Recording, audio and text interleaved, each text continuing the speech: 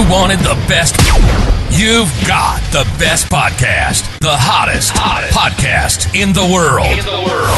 The Chris Voss Show, the preeminent podcast with guests so smart you may experience serious brain bleed. The CEOs, authors, thought leaders, visionaries, and motivators. Get ready. Strap yourself in. Keep your hands, arms, and legs inside the vehicle at all times, because you're about to go on a monster education roller coaster with your brain. Now, here's your host, Chris Voss. Hi, folks. It's Voss here from the ChrisVossShow.com.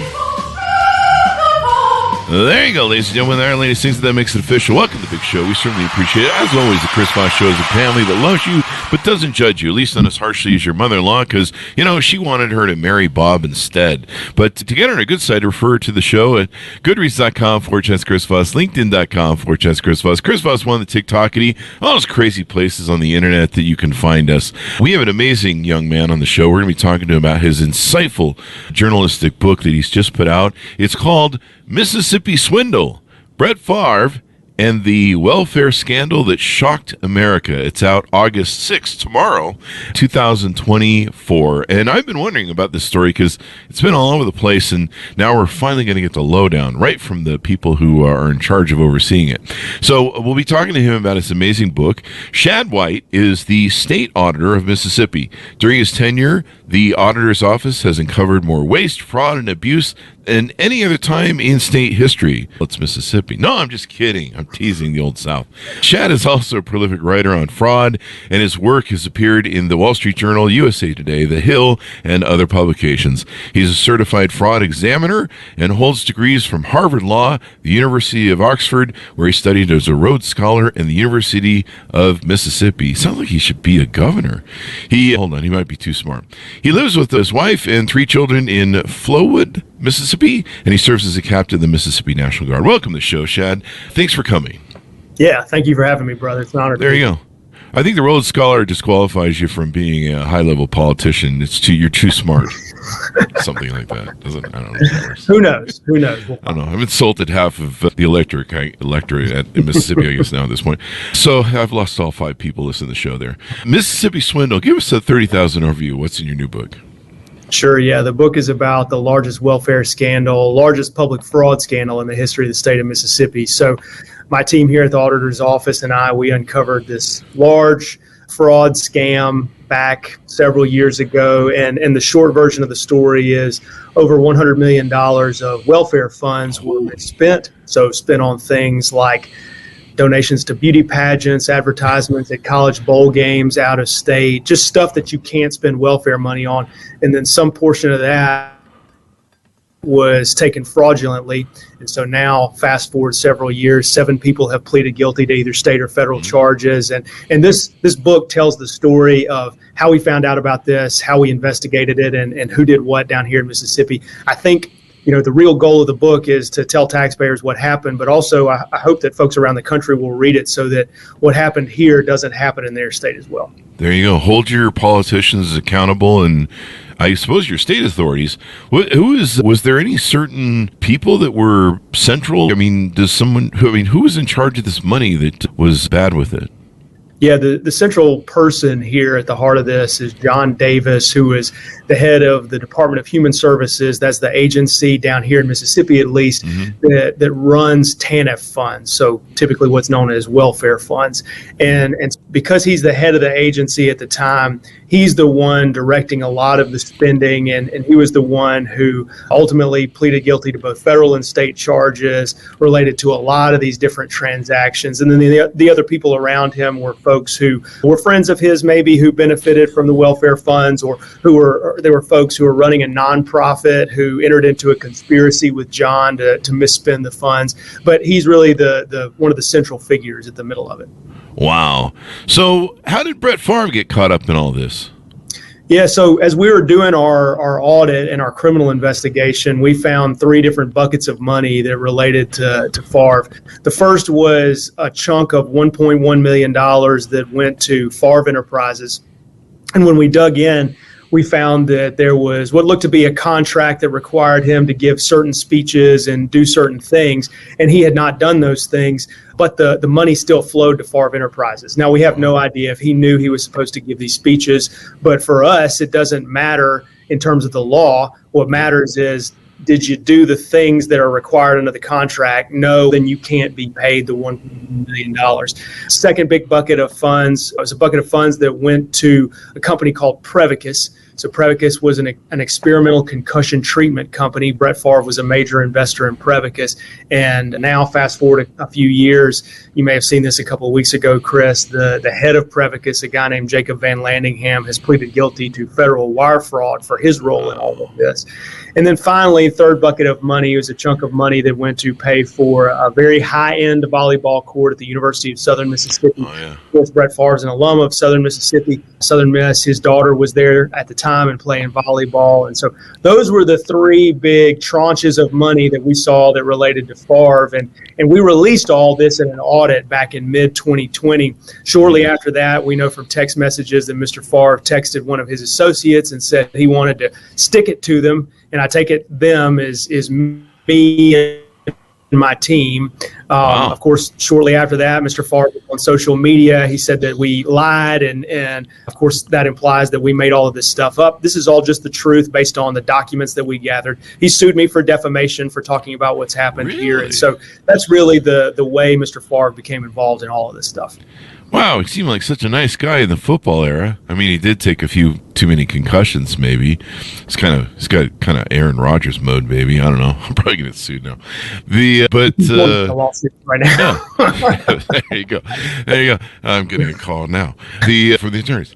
C&D is coming across my text message. You know, it was kind of interesting. It seemed like there was some, you hear about rich people using donations to, buy things for colleges to get their kids, favorite spots in colleges and stuff.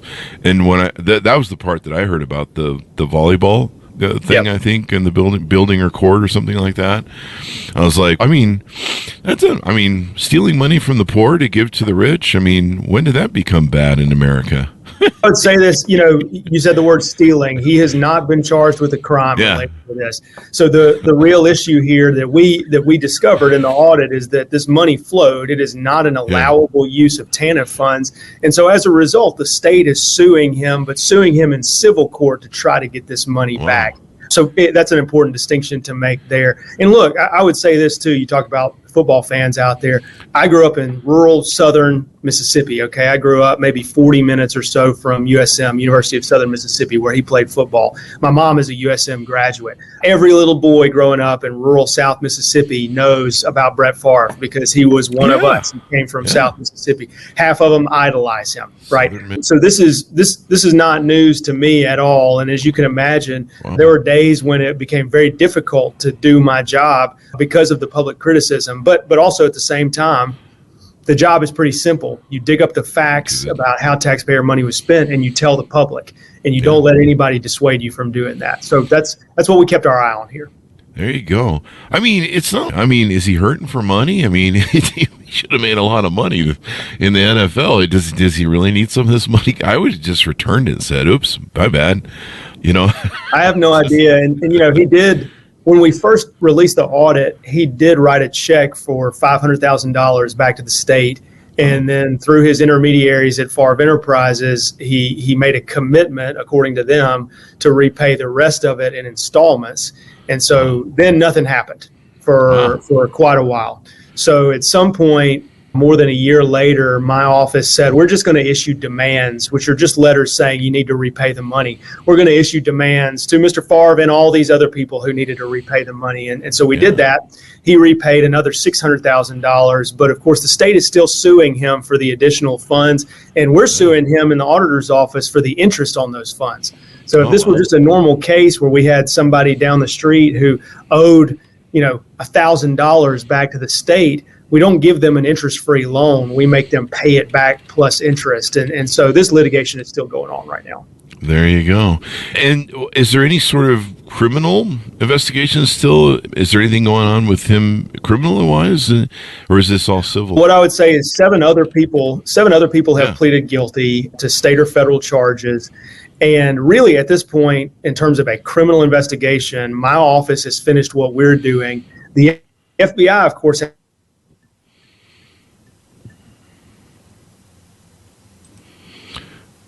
think we dropped down a little bit. There you are. Oops, so sorry. the FBI, it dropped down a little bit there. So the FBI has got still an investigation going? Yeah, so the FBI has had its own independent investigation, but they, to be honest with you, they have not asked us a question about the case in a long time. Wow. So really, where we are in the criminal investigation is the investigation piece is by and large done, and the facts have been dug up. What's left is that prosecutors have to make their final decisions about whether or not they want to charge anyone else with a crime. And so we'll find out over the course of the next couple of months probably whether or not they intend to do that. Yeah. According to the internet, Brett Favre's net worth, May 29th, 2024 is $100 million. Come on, Brett. Let's get on this. Tell us a little bit about yourself. How did you grow up? Is this your first book? And what prompted you want to write the book and tell the story? Yeah, this is my first book, to answer your question. By training, I'm an attorney and a certified fraud examiner, so that's how I got to be in this role as the State Auditor of Mississippi. I grew up in rural Mississippi. I grew up in a town of about 700 people. My dad's an oil field pumper. My mom was a school teacher, is now retired, and so I always grew up knowing that I wanted to be back in Mississippi, that I loved the state. I wanted to raise a family here, and so I went off to Ole Miss, and then I left. I lived in England for a bit, and then I came back home and studied law at Harvard, and then moved back to Mississippi shortly after that. Practiced law for a little bit and served in the National Guard down here as a captain in the National Guard, and eventually got into this job. And I've been state auditor for the past 6 years. I really started writing this book as we were doing this case, mainly out of frustration, to be honest with you, because really early on, my office and the local district attorney down here, we seem to be the only two offices doing anything about this. And as you can imagine, it was frustrating. We had arrested some high profile individuals at that point. I was sitting in church one Sunday after we made those arrests, and a woman turned around to me in the pew in front of me after church was over and confronted me about it and told me that I was completely wrong about these people that we had arrested. So there's a ton of public pressure at that moment. And that was the moment when I started jotting down thoughts of, what had happened here? Why did we make the decisions that we made in my office? And over time, I kept refining that, and it kind of started to turn into stories, and then the book. And yeah, at that point, I thought, this is something that people need to read. This is a complicated case. Folks need to be able to read about this all in one place, in a story form, so that it's easy to follow. And again, the big picture goal is make sure this doesn't happen anywhere else again, and hopefully the book helps achieve that. There you go. It's even billed as a must-read with all the thrills of a John Grisham novel for fans of shocking true crime exposés. What's that old thing? The truth is stranger than fiction sometimes. I mean, there's some stories that you hear about that you're just like, it can't be real. And you're like, wow, it is. I mean, it felt that way. You just can't write it any better. Did you get death threats or any sort of threats from, going after the blessed state son, Brett Favre? Yeah, I did get some threats. To be honest with you, most of those threats, they came via, social media and that sort of thing. And it felt like a lot of them were coming from Wisconsin, not Mississippi necessarily. I probably can't run for state auditor of Wisconsin. Yeah. But can't set foot there. but what I would say, I was there last month and nothing. Oh, there you go. Just buy some cheese. They'll make them happy. Yeah, I had some Wisconsin beer. They make great stuff up there. But I would say this, I knew when I got into this job that was always possible. Yeah. And whether you're talking about a high profile case or a case against a local mayor, you can make people mad just by telling them the truth about what happened with taxpayer money. And so I knew that going in, and did the best I could to brush that off, not think about it, and just keep going forward. Do you hope that, we've seen examples where state officials sometimes, you kind of expect things from governors and stuff, but, we've seen things from state officials and state people that go above and beyond and stand in the face of sometimes danger and sometimes threats, and they stand up to do what's right. And there's a right and wrong in this country. Ben Roethlisberger is a name that comes to mind. There's a few other names in the recent voting thing, voting workers, people like yourself. Do you hope that kind of inspires other people in maybe who work in different divisions of government to say, hey, you know what? We need to stand up for what's right sometimes instead of just rolling over for what goes on. Yeah, absolutely. I mean, I also hope that it inspires whistleblowers to come forward too if they know of wrongdoing, even if they're not in a job like mine where your job is to investigate, or a prosecutor's job where their job is to prosecute.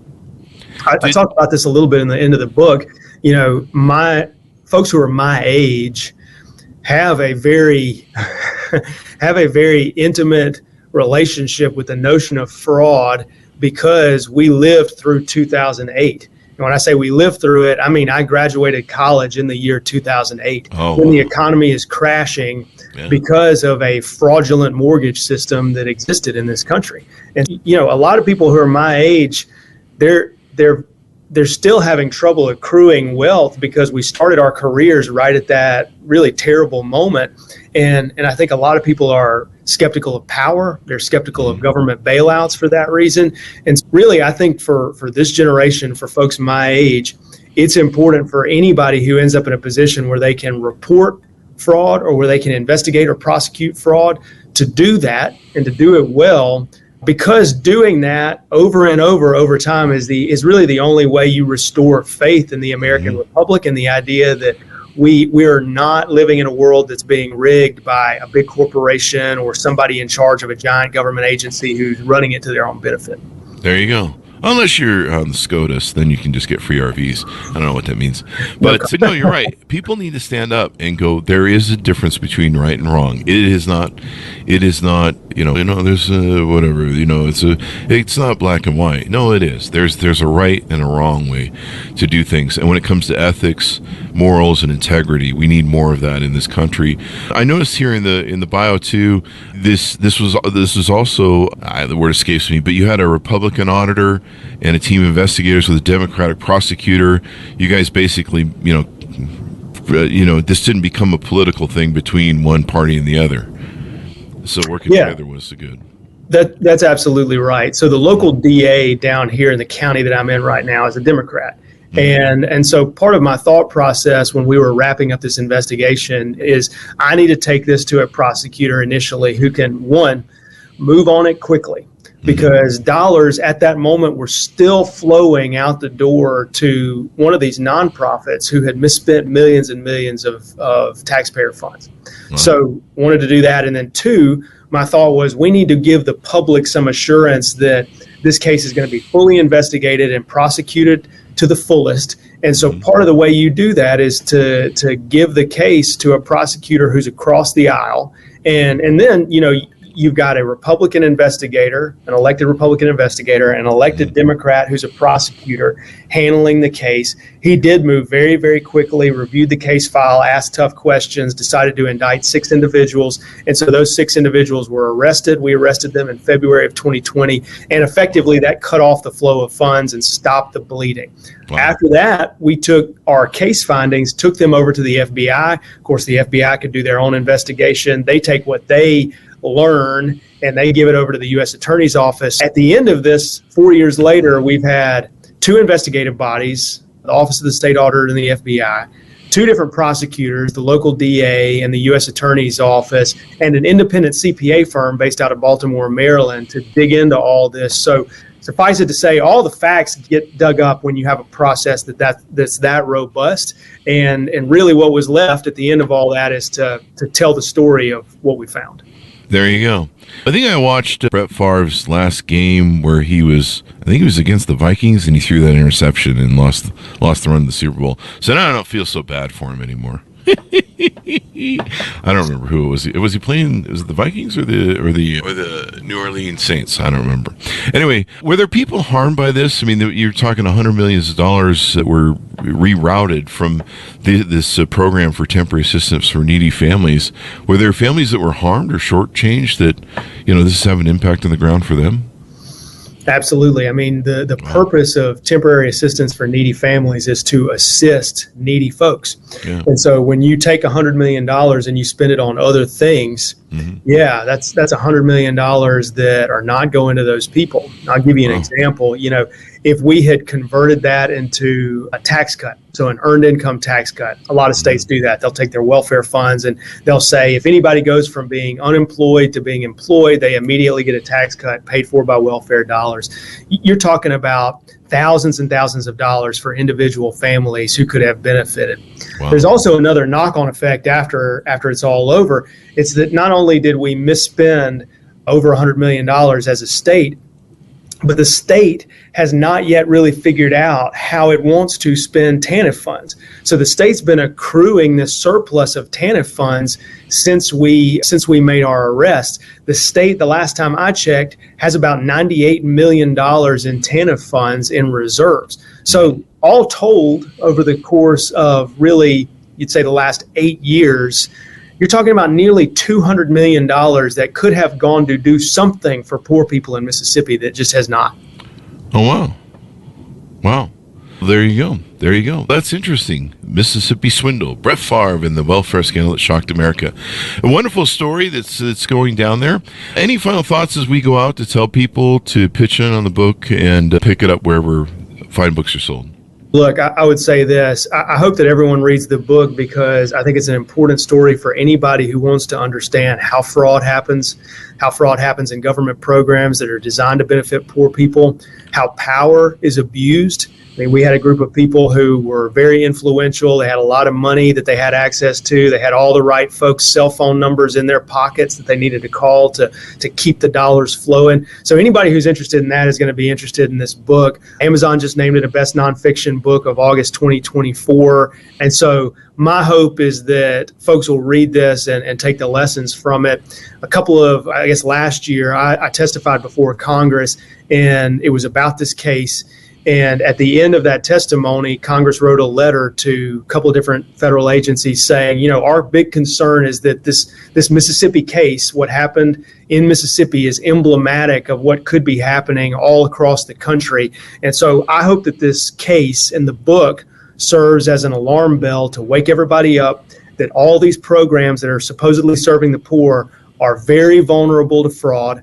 And we need to take a hard look at them and make sure that our dollars are going to things that actually make a difference in real people's lives.